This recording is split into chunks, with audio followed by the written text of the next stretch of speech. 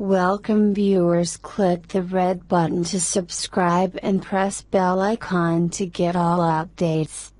President Donald Trump just keeps on winning, and he just won a major victory in one of the world's most dangerous areas. According to Australia's news.com, a top North Korean diplomat indicated during a television interview in India that Pyongyang would be willing to talk with the Trump administration about suspending their nuclear program and missile tests if their conditions are met. While Kai Chun-young, the regime's ambassador to India, didn't enumerate the exact conditions, his comments strongly suggested that they involved the suspension of joint military exercises off of the Korean peninsula. Under certain circumstances, we are willing to talk in terms of the freezing of nuclear testing and missile testing, Kai said during the interview with India's jong-un. For instance, if the American side completely stopped big, large-scale military exercises temporarily or permanently, then we will also temporarily stop, he continued, seeming to refer to carrier deployment.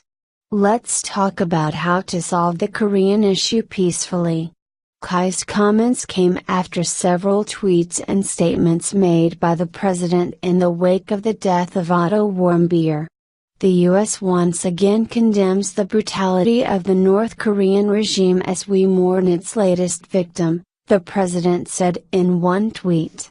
Donald Trump: The U.S. once again condemns the brutality of the North Korean regime as we mourn its latest victim. Another tweet, however, definitely should have caught the eye of North Korean leadership. While I greatly appreciate the efforts of Chinese President Xi Jinping, and China to help with North Korea, it has not worked out, the president wrote. At least I know China tried. It sounded harmless enough until you consider the ominous subtext from Trump's earlier remarks.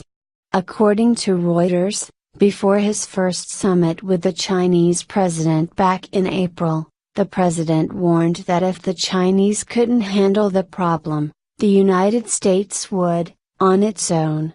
China has great influence over North Korea. And China will either decide to help us with North Korea, or they won't. And if they do, that will be very good for China, and if they don't, it won't be good for anyone, Trump said. When pressed, he added, well, if China is not going to solve North Korea, we will. That is all I am telling you.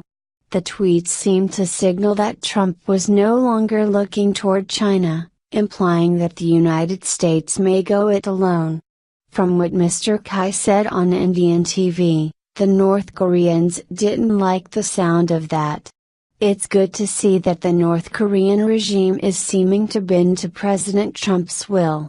We'll still see what happens. South Korea's Yonhap reported in the wake of the interview that South Korea has no plans to scrap the joint exercises, but it looks like this could be another win for the Trump administration.